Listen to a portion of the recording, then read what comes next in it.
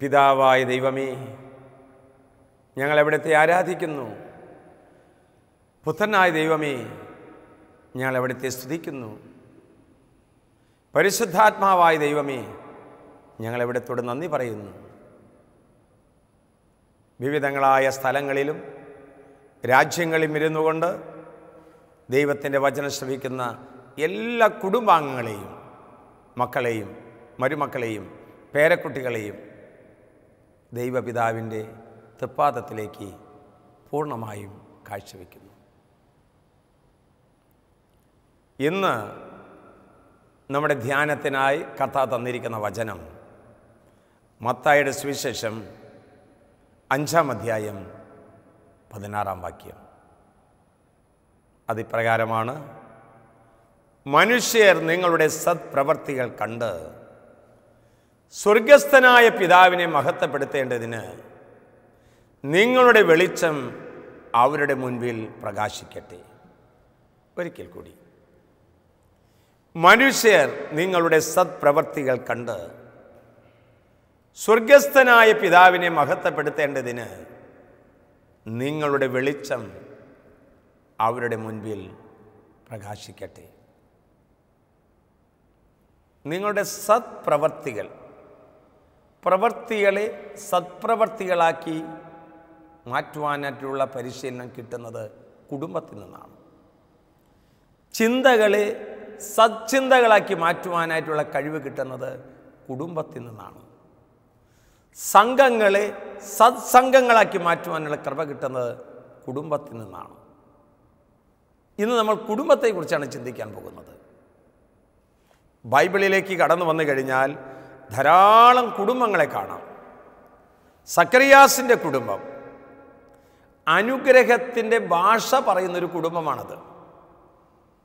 Elizabeth ഉദ്ഘോഷിച്ചു പരിശുദ്ധാത്മ നിറഞ്ഞുകൊണ്ട്: മറിയമേ, നീ അനുഗ്രഹീതയാണ്, നിന്റെ ഉദരഫലവും അനുഗ്രഹീതമാണ്. അനുഗ്രഹത്തിൻ്റെ ഭാഷ പറയുന്നൊരു കുടുംബമാണത്. പത്രോസിൻ്റെ അമ്മായിയമ്മയുടെ കുടുംബം സൗഖ്യം ലഭിച്ച ഒരു കുടുംബമാണത്. കാനായിലെ കല്യാണ വീട് കുടുംബം കുറവുകൾ നികത്തിക്കൊടുത്ത ഒരു കുടുംബമാണത്. ലാസറിൻ്റെ കുടുംബം മരിച്ചവനെ ഉയർപ്പിച്ച ഒരു കുടുംബമാണത്. സക്കൈവൂസിൻ്റെ കുടുംബം പാപമോചനം ലഭിച്ചൊരു കുടുംബമാണ്.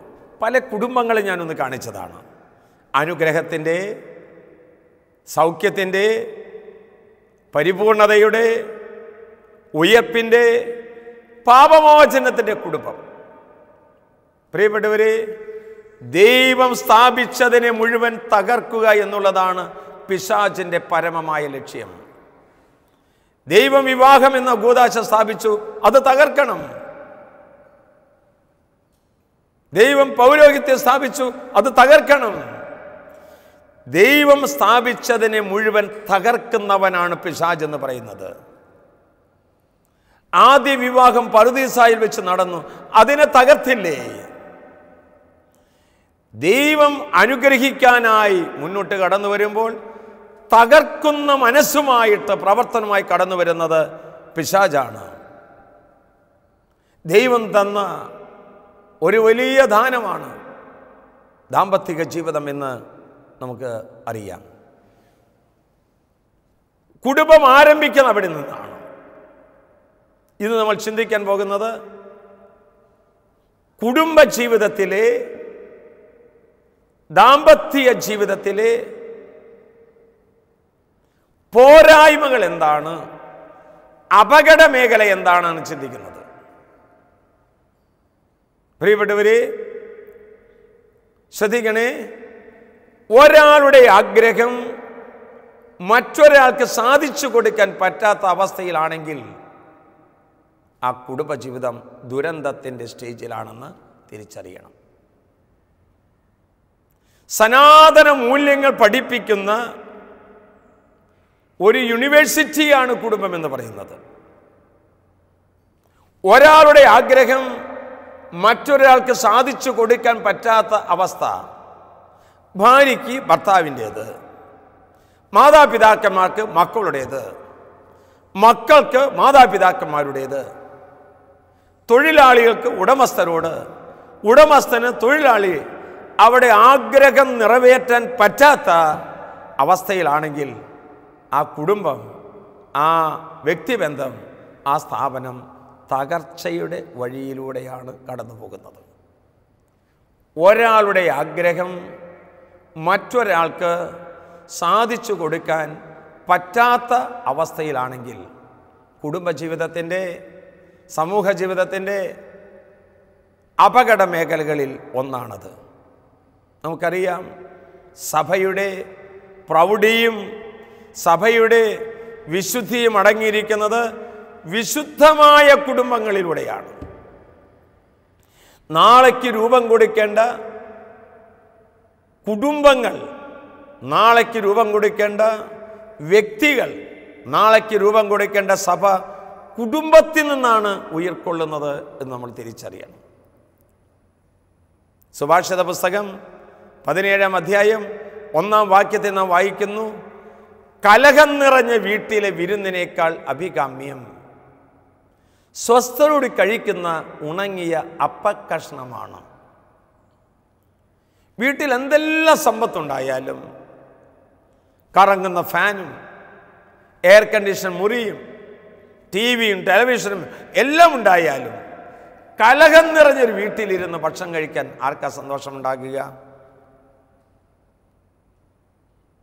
ഒരിക്കൽ വെള്ളിയാഴ്ച ശുശ്രൂഷ കഴിഞ്ഞ് ഞാൻ നിൽക്കുമ്പോൾ ധ്യാനമന്ദിരത്തിൻ്റെ പിന്നിൽ ഒരു വലിയ ആൻറ്റി ഇങ്ങനെ ഇരിക്കുക.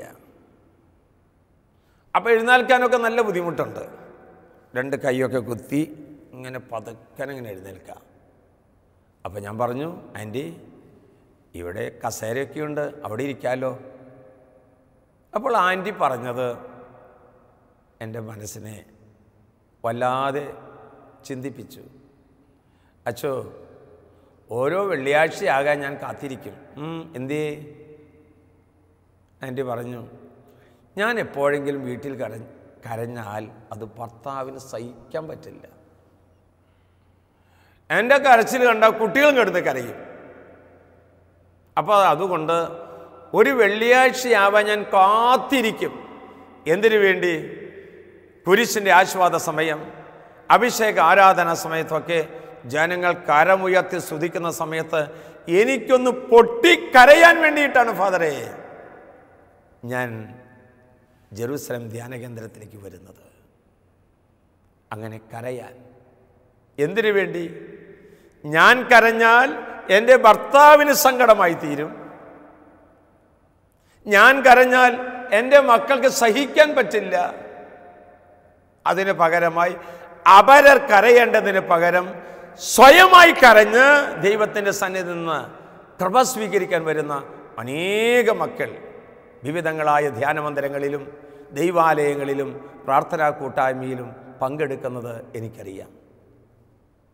കലഹം നിറഞ്ഞ വീട്ടിലെ വിരുന്നിനേക്കാൾ അഭികാമ്യം സ്വസ്ഥതയോടെ കഴിക്കുന്ന ഉണങ്ങിയ അപ്പക്കഷ്ണമാണ്. ഞാൻ ഇങ്ങനെ ഒരു കാഴ്ച കാണുന്നുണ്ട്. വെള്ളമില്ലാത്ത സ്ഥലത്ത് കിടന്ന് പിടയുന്ന മീനിനെ ഒരു പറ്റ ഞാൻ കാണുകയാണ്. ഈ സമയം കാണുകയാണ്. ഇപ്പോൾ നിങ്ങൾ പറയുകയാണ് എന്ന് പറഞ്ഞാൽ, സ്നേഹം കിട്ടാതെ വലയുന്ന, സ്നേഹത്തിൽ വളരാൻ സാധിക്കാതെ പിടയുന്ന അനേകം ജീവിതങ്ങൾ നമ്മുടെ ചുറ്റുവട്ടത്ത് കഴിയുന്നുണ്ട്. ഒന്ന് വിട്ടുകൊടുക്കാൻ, ഒന്ന് തോറ്റുകൊടുക്കാൻ, ഒന്ന് പങ്കുവയ്ക്കാൻ പറ്റാത്തതിൻ്റെ പേരിൽ കുടുംബങ്ങളും സമൂഹങ്ങളും തലമുറകളും സംസ്കാരങ്ങളും തകർന്നടിയുന്ന കാഴ്ചയല്ലേ ഇന്ന് നമ്മൾ കണ്ടുകൊണ്ടിരിക്കുന്നത്.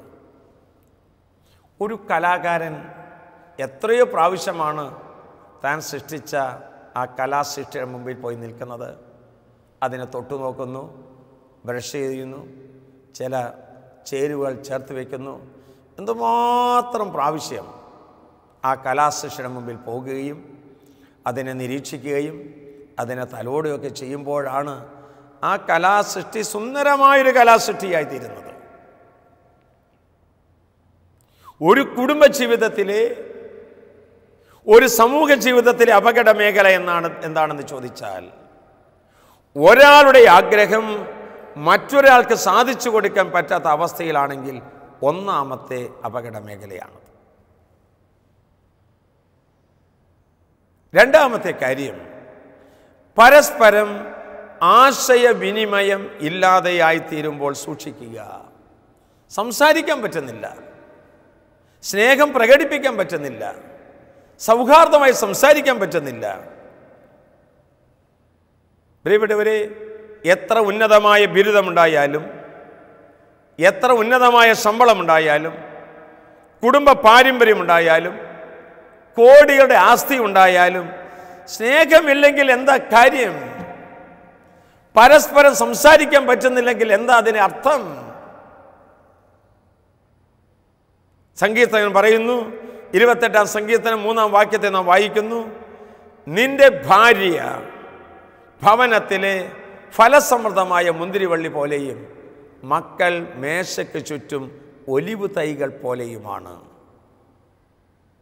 പരസ്പരം ആശയവിനിമയം നടത്താൻ സാധിക്കാതെ വിങ്ങുന്ന എത്രയോ ഹൃദയങ്ങൾ, വേദനിക്കുന്ന എത്രയോ കുടുംബങ്ങൾ. കഴിഞ്ഞ ഒരു പ്രാവശ്യം ഒരു അമ്മ വന്ന് പറഞ്ഞു, എൻ്റെ മോൾക്ക് വിഷമം വരുമെന്ന് വിചാരിച്ചിട്ട് അച്ചോ ഞാൻ അവളോടൊന്നും പറയാറില്ല. എൻ്റെ മക്കൾക്ക് വേദന വരുമെന്ന് വിചാരിച്ച് ഞാനൊന്നും പറയാറില്ല. എന്ന് എനിക്ക് ഭയങ്കരമായിട്ട് ഹൃദയത്തിന് വേദനയാണ്. പ്രഷർ കൂടി, ഷുഗർ കൂടി എന്ന് ഞാൻ പറഞ്ഞു. മക്കളല്ലേ, മരുമക്കളല്ലേ, പറഞ്ഞുകൂടെ? എന്നിട്ട് അമ്മ പറയാണ്, അവരോട് പറയുന്നതിന് പകരം ഞാൻ യേശുവിനോട് പറഞ്ഞ് വിശുദ്ധ കുർബാന സമർപ്പിച്ച് പ്രാർത്ഥിച്ച് 2 ആഴ്ച കഴിയുമ്പോഴേക്കും അതിൻ്റെ ഉത്തരം കർത്താവ് എനിക്ക് തരുന്നുണ്ട്. അച്ഛാ, ഒന്ന് നോക്കിയേ. കുടുംബത്തെ സുന്ദരമാക്കി തീർക്കാനായിട്ട് യത്നിക്കുന്നത്. ഒരിക്കലും ഒരു ഭവനത്തിൽ പോകാനിടയായി. അവർ വലിയ ധ്യാനത്തിൻ്റെ വലിയ പ്രചാരകരാണ്. അനേക മക്കളെ ധ്യാനത്തിൽ കൂട്ടിക്കൊണ്ടുവരിക, കൺവെൻഷൻ നടത്തുക, കൺവെൻഷൻ നേതൃത്വം കൊടുക്കുക. അന്ന് ഞാൻ അവിടെ ചെന്ന് കഴിഞ്ഞപ്പോൾ കൺവെൻഷന് വേണ്ട എല്ലാ കാര്യങ്ങളും ചെയ്തു. കൊയറിൻ്റെ സംവിധാനങ്ങൾ, പ്രാർത്ഥനയുടെ സംവിധാനങ്ങൾ, മധ്യസ്ഥ സമൂഹം, ഭക്ഷണം കൊടുക്കേണ്ട കാര്യം, ഡെക്കറേഷൻ എല്ലാം ചെയ്തു കഴിഞ്ഞു. പക്ഷേ കൺവെൻഷൻ്റെ ദിവസം ആൾ വന്നിട്ടില്ല. ഞാൻ ചോദിച്ചു, എന്തേ ഇതിന് നേതൃത്വം നൽകിയ ആൾ കാണാനില്ലല്ലോ? എന്താണെന്ന് അറിഞ്ഞുകൂടാ അച്ഛാ, നമുക്ക് വീട്ടിലേക്കൊന്ന് പോകണം. അങ്ങനെ പ്രാർത്ഥനാ ടീമിൻ്റെ കൂടെ വീട്ടിലേക്ക് പോകാം. അവിടെ ചെന്നപ്പോഴുണ്ട് ഭാര്യയും ഭർത്താവും മിണ്ടാതിരിക്കുക, സംസാരിക്കുന്നില്ല, ആശയവിനിമയം നടക്കുന്നില്ല.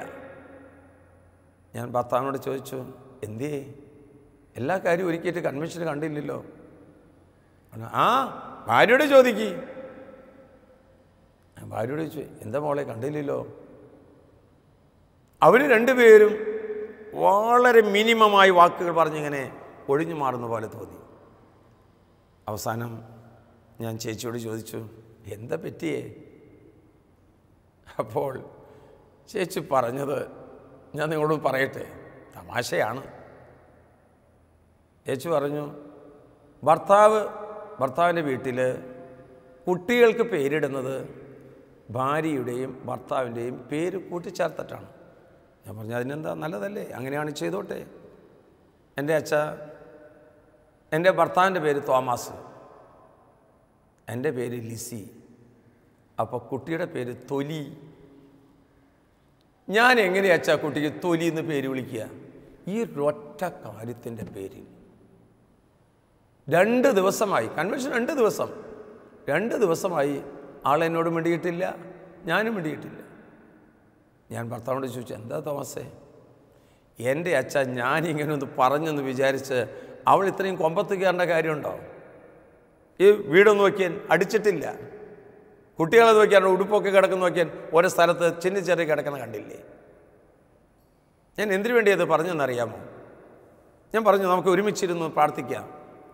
മധ്യസ്ഥ ഗ്രൂപ്പും പ്രാർത്ഥനാ സംഘം കൂടി ഒരുമിച്ച് പ്രാർത്ഥിച്ചു.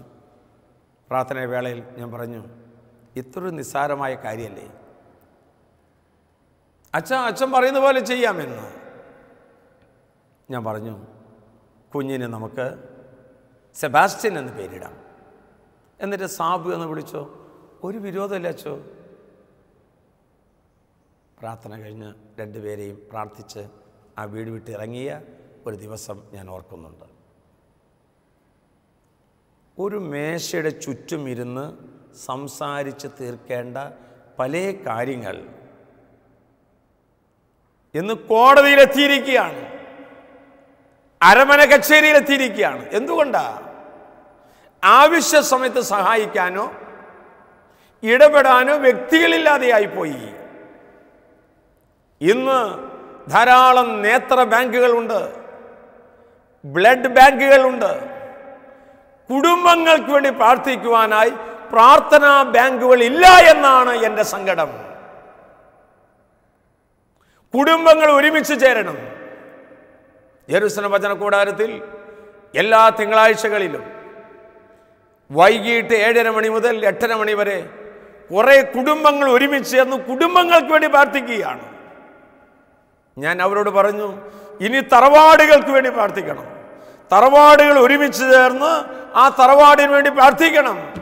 കുടുംബങ്ങൾക്ക് വേണ്ടി, തറവാടുകൾക്ക് വേണ്ടി പ്രാർത്ഥിച്ച് ഇന്ന് നടമാടുന്ന തിന്മയുടെ ദുരാത്മാക്കളെ ദൂരെ അകറ്റാനായിട്ട് വ്യക്തിപരമായി നമ്മൾ പ്രാർത്ഥിക്കുകയും പരിശ്രമിക്കുകയും ചെയ്യണം. പ്രിയപ്പെട്ടവരെ, സ്നേഹിക്കാനായിട്ട് നമ്മൾ മടി കാണിക്കരുത്, സ്നേഹിക്കാനായിട്ട് നമ്മൾ വൈകരുത്, നാളെ എന്ന് മാറ്റിവെക്കരുത്, സ്നേഹത്തിൻ്റെ കാര്യത്തിൽ പിശുക്ക് കാണിക്കരുത്. എങ്കിൽ നമ്മുടെ കുടുംബത്തിൻ്റെ പ്രതിസന്ധികളെ, സമൂഹത്തിൻ്റെ പ്രതിസന്ധികളെ അതിജീവിക്കാനായിട്ട് ദൈവം നമുക്ക് കൃപ തരും. ഇന്ന് ഈശോ നമ്മോട് ചോദിക്കുകയാണ്, നമ്മുടെ ജീവിതത്തിലെ കഴിഞ്ഞുപോയ ഏടുകളെ നോക്കി നീ എപ്പോഴെങ്കിലും നന്ദി പറയാറുണ്ടോ? എൻ്റെ മക്കൾക്ക് നൽകിയ കൃപകൾ, എൻ്റെ ഭാര്യയ്ക്ക് കിട്ടിയ അനുഗ്രഹങ്ങൾ, എൻ്റെ കുടുംബത്തോട് കാണിച്ച കരുതലിന് എപ്പോഴെങ്കിലും നന്ദി പറയാറുണ്ടോ? നന്ദിയുള്ളൊരു ഹൃദയം നമുക്കുണ്ടാകണം. The best giving is the thanksgiving എന്നല്ലേ പറയുന്നത്. ബുദ്ധിമുട്ട് വരുമ്പോൾ, ക്ലേശങ്ങൾ വരുമ്പോൾ, രോഗങ്ങൾ വരുമ്പോൾ ദൈവാലയത്തിൽ പോയി, ധ്യാനമന്ദിരങ്ങളിൽ പോയി പ്രാർത്ഥിക്കുന്നവർ ധാരാളമുണ്ട്. കിട്ടിയ നന്മകൾക്ക് നന്ദി പറയാൻ, നന്ദി പറഞ്ഞ് കൃപകൾ സ്വീകരിക്കാൻ, കൃപകൾ സ്വീകരിച്ച് ദൈവരാജ്യ സാക്ഷികളായി തീരുവാൻ എത്ര പേർ ശ്രമിക്കാറുണ്ട്? നമ്മുടെ കുടുംബത്തിലെ കൊഴിഞ്ഞുപോയ ഏടുകളെ നോക്കി നന്ദി പറയാൻ, ഒരുപക്ഷെ വിജയത്തിൻ്റെ, ഒരുപക്ഷെ പരാജയത്തിൻ്റെ, ഒരുപക്ഷെ ദുഃഖത്തിൻ്റെ, ഒരുപക്ഷെ സന്തോഷത്തിൻ്റെ ഈ ഏടുകളെ നോക്കി നന്ദി പറയാൻ നമ്മൾ പഠിക്കണം. മാത്രമല്ല, കഴിഞ്ഞ ജീവിതത്തെ നോക്കി കൂടുതൽ ദൈവത്തിൽ ആശ്രയിക്കാൻ. ഒരുപക്ഷെ പരാജയത്തിൻ്റെ കഥകളുണ്ടാകാം, പാപസാഹചര്യങ്ങളുണ്ടാകാം. ദൈവത്തിൽ ആശ്രയിക്കാൻ എൻ്റെ പൊന്നുമക്കളെ നിങ്ങൾ പഠിച്ചിരിക്കണം. മാത്രമല്ല, ദൈവത്തിൽ ആശ്രയം വെച്ച് പ്രതീക്ഷയോടെ ജീവിക്കാനായിട്ട് ദൈവം എല്ലാം ക്രമപ്പെടുത്തി തരും. ദൈവത്തിൽ ആശ്രയം വയ്ക്കുന്നവൻ തളർന്നു പോകുകയില്ല, ക്ഷീണിച്ചു പോകുകയില്ല. തളർന്നാലും ക്ഷീണിച്ചാലും മുന്നോട്ട് പോകും. ദൈവത്തിൽ ആശ്രയം വയ്ക്കുന്നവരുടെ മുന്നിൽ നിന്ന് നയിക്കുന്നത് ദൈവമാണ്, പിന്നിൽ നിന്ന് പ്രചോദിപ്പിക്കുന്നത് ദൈവമാണ്, ഉള്ളിലിരുന്ന് ആശ്വസിപ്പിക്കുന്ന ദൈവമാണ്. ഈ ദൈവത്തെ നമ്മൾ അനുഭവിക്കണം. അപ്പോൾ മാത്രമാണ് കുടുംബജീവിതത്തിലെ, സമൂഹ ജീവിതത്തിലെ അപകട മേഖലകളിൽ നിന്ന് നമുക്ക് വിട്ടുമാറി ഉണർവോടെ, ഉന്മേഷത്തോടെ, അഭിഷേകത്തോടെ പ്രാർത്ഥിക്കാൻ, പ്രവർത്തിക്കാനായിട്ട് സാധിക്കുക. ഈ അപകട മേഖല എങ്ങനെ അഭിമുഖീകരിക്കാം എന്നുകൂടി പറയുമ്പോഴാണ് ഈ സന്ദേശത്തിന് ഒരു പൂർണ്ണിമ ഉണ്ടായിത്തീരുന്നത്. കുടുംബജീവിതത്തിലെ, ദാമ്പത്തിക ജീവിതത്തിലെ, സമൂഹ ജീവിതത്തിലെ അപകട മേഖലകളിൽ നിന്ന് വിടുതൽ പ്രാപിക്കണമെങ്കിൽ ഒന്നാമതായി തിരുഹിതം തിരിച്ചറിയുന്ന കുടുംബമായിരിക്കണം നമ്മുടേത്. തിരുഹിതം തിരിച്ചറിയുന്ന സമൂഹമായിരിക്കണം നമ്മുടേത്. ദൈവത്തിൻ്റെ അമ്മയായി തീർന്നതാണോ മറിയത്തിൻ്റെ, പരിശുദ്ധ കന്യാമറിയത്തിൻ്റെ ഏറ്റവും വലിയ മേന്മ? അത് വലിയ കാര്യമാണ്. പക്ഷേ അതിനേക്കാൾ ശ്രേഷ്ഠമാണ് ദൈവഹിതം നിറവേറ്റിയവളാണ് പരിശുദ്ധ കന്യാമറിയം. സുഖങ്ങളിലും ദുഃഖങ്ങളിലും, നസറത്തിലും കാൽവരിയിലും ഇതാ ദൈവത്തിൻ്റെ കർത്താവിൻ്റെ ദാസി, നിന്റെ ഇഷ്ടം പോലെ നിറവേറട്ടെ എന്ന് പ്രാർത്ഥിക്കുകയും പ്രവർത്തിക്കുകയും ചെയ്താണ് പരിശുദ്ധ കന്യാമറിയത്തിൻ്റെ ഏറ്റവും വലിയ ശ്രേഷ്ഠത എന്ന് ഞാൻ തിരിച്ചറിയുകയാണ്. കുടുംബജീവിതത്തിലെ അപകട മേഖലകളെ അഭിമുഖീകരിക്കുവാൻ, സമൂഹ ജീവിതത്തിലെ അപകട മേഖലകളെ അഭിമുഖീകരിക്കുവാൻ ദൈവത്തിൻ്റെ ഹിതം തിരിച്ചറിയുന്ന വ്യക്തികളായി നമ്മൾ മാറണം. ഒരു പക്ഷേ നമ്മൾ തളർന്നു പോയേക്കാം, പക്ഷെ തകർക്കപ്പെടുകയില്ല എന്ന് ഞാൻ നിങ്ങളോട് പറയുകയാണ്. ഒരു പക്ഷേ വിഷമതകളും സങ്കടങ്ങളും ഉണ്ടായേക്കാം, എങ്കിലും പ്രത്യാശ കൈവിടുകയില്ല എന്ന് ഞാൻ നിങ്ങളെ ഓർമ്മപ്പെടുത്തുന്നു. ഒരു പക്ഷെ പീഡിപ്പിക്കപ്പെട്ടേക്കാം, എങ്കിലും ശക്തി ചോർന്നു പോകാതെ നിന്റെ കരങ്ങളെ പിടിച്ച് നയിക്കുന്ന കർത്താവിനെ നിനക്ക് കണ്ടുമുട്ടാൻ സാധിക്കും. ദൈവഹിതം തിരിച്ചറിയുന്ന വ്യക്തികളും കുടുംബങ്ങളുമായി തീരുമ്പോൾ കുടുംബജീവിതത്തിലെ, സമൂഹ ജീവിതത്തിലെ അപകട മേഖലകളെ തരണം ചെയ്യാൻ നമുക്ക് കൃപ കിട്ടും. രണ്ടാമതായി, തിരുവചനം ധ്യാനിക്കുന്ന കുടുംബമായിരിക്കണം നമ്മുടേത്. തിരുവചനം ധ്യാനിക്കുന്ന കുടുംബം. സങ്കീർത്തനം പറയുന്നില്ലേ, അങ്ങേക്കെതിരെ പാപം ചെയ്യാതിരിക്കാൻ വചനം ഞാൻ എൻ്റെ ഹൃദയത്തിൽ സൂക്ഷിച്ചു. വചനം സൂക്ഷിക്കുന്ന ഒരു കലവറയായി മാറണം നമ്മുടെ ഹൃദയം. രക്തബന്ധത്തേക്കാൾ ഒക്കെ ഉപരിയായിട്ട് ഒരു ആത്മീയമായ ബന്ധം തിരുവചനത്തിലുണ്ടാകണം. തിരുവചനം എന്ന് പറയുന്നത് യേശുവാണ്. ആ യേശുവിനെ ഹൃദയത്തിൽ ധ്യാനിക്കുകയും ആ യേശുവിനെ കൊണ്ടു നടക്കുകയും ചെയ്യുന്ന കുടുംബത്തിലേക്ക് തിന്മ കടന്നു വരാൻ സാധ്യമല്ല. ചില വ്യക്തികളെ എനിക്കറിയാം, അതിരാവിലെ എഴുന്നേറ്റ് സക്രാരിയുടെ മുമ്പിൽ പോയിരുന്ന് തിരുവചനം തുറന്ന് പ്രാർത്ഥിക്കുന്നവർ. ധാരാളം ഇടവക ദൈവാലയങ്ങളിൽ ദിവ്യകാരുണ്യം എഴുന്നള്ളിച്ചു വെച്ച് പ്രാർത്ഥിക്കുന്ന വ്യക്തികളെയും കുടുംബങ്ങളെയും ഇടവകയും എനിക്കറിയാം. പ്രിയപ്പെട്ടവരെ, തിരുവചനം ധ്യാനിക്കുന്ന കുടുംബം, ഇടവക അപകടങ്ങളെ തരണം ചെയ്യാൻ ശക്തി കൊടുക്കും. അവസാനമായി, തിരുബലിയിൽ പങ്കെടുക്കുന്ന കുടുംബങ്ങൾക്ക് അപകടങ്ങളെ തരണം ചെയ്യാനുള്ള കൃപ കിട്ടും. ഒരു ദിവ്യബലി, ഒരു വിശുദ്ധ കുർബാന ഈ അൾത്താരിൽ അർപ്പിക്കപ്പെടുമ്പോൾ സ്വർഗം മുഴുവൻ ഉറ്റുനോക്കുകയാണ്. ആ തിരുബലിയിൽ സംബന്ധിക്കുന്ന വ്യക്തികളെ സ്വർഗം മുഴുവൻ ഏറ്റെടുക്കുകയാണ്. അവൻ്റെ യാത്രകളിൽ, അവൻ്റെ ജോലികളിൽ, അവൻ്റെ അധ്വാനങ്ങളിൽ ഫലമണിയിക്കാൻ സ്വർഗം മുഴുവൻ കാത്തു നിൽക്കുന്ന അനുഭവമാണ് ഓരോ തിരുബലിയിൽ സംബന്ധിക്കുമ്പോൾ ഉണ്ടാകുന്നത്. അനേക മക്കൾ എന്നോട് വന്ന് ഷെയർ ചെയ്തിട്ടുണ്ട്, തിരുബലിയിൽ സംബന്ധിച്ച് പോകുന്ന ദിവസം എൻ്റെ ജീവിതത്തിലെ അനുഗ്രഹദായകമായ ദിവസമാണ്. ചിലപ്പോഴേക്ക് മുടക്കം വരുമ്പോൾ അത് ഒത്തിരി ദുഃഖമുണ്ടാക്കാറുണ്ട്. ചില ശുശ്രൂഷകർ എന്നോടൊന്ന് പറഞ്ഞിട്ടുണ്ട്, എവിടെ പോയാലും വിശുദ്ധ ബലിയിൽ സംബന്ധിക്കുന്ന ഒരു സ്ഥലം ആദ്യം പോയി ഞങ്ങൾ കണ്ടെത്തുമെന്ന്. പ്രിയപ്പെട്ടവരെ, വചനം നമ്മെ ഓർമ്മപ്പെടുത്തുന്നു, എൻ്റെ നാമം അനുസ്മരിക്കാൻ ഇടവരുന്നിടത്തെല്ലാം ഞാൻ അവരുടെ അടുത്തേക്ക് പോയി അവരെ അനുഗ്രഹിക്കും. നമുക്ക് കരങ്ങൾ കൂപ്പാം. ഒരു കുടുംബജീവിതത്തിലെ അപകട മേഖലകളെക്കുറിച്ചാണ് നമ്മൾ ധ്യാനിച്ചത്. ഇന്ന് എൻ്റെ കുടുംബത്തിൽ ഏതെങ്കിലും അപകട മേഖലയിൽപ്പെട്ടവർ ആരെങ്കിലും ഉണ്ടോ? ധ്യാനത്തിൽ കൂടാത്തവരുണ്ടോ? സഭയെ തള്ളിപ്പറയുന്നവരുണ്ടോ? തിന്മയുമായി കൂട്ടുകൂടുന്നവരുണ്ടോ? ഓർക്കുക, ദൈവത്തിൻ്റെ തിരുഹിതം തിരിച്ചറിയാൻ ഒരു ഹൃദയം തരണമെന്ന് പ്രാർത്ഥിക്കുക. തിരുവചനം ധ്യാനിക്കുവാൻ ഒരു ഹൃദയം തരണമെന്ന് പ്രാർത്ഥിക്കുക. അനുദിനം ദിവ്യബലിയിൽ സംബന്ധിക്കുവാൻ ഒരു കൃപ തരണമെന്ന് പ്രാർത്ഥിക്കുക. ഈശോയുടെ പ്രിയപ്പെട്ട മക്കളെ, ദൈവം നിങ്ങളെല്ലാവരെയും സമൃദ്ധമായി അനുഗ്രഹിക്കട്ടെ. ഈശോ, മറിയം, യൗസേപ്പെ ഞങ്ങൾക്ക് വേണ്ടി പ്രാർത്ഥിക്കണമേ. ആമേൻ.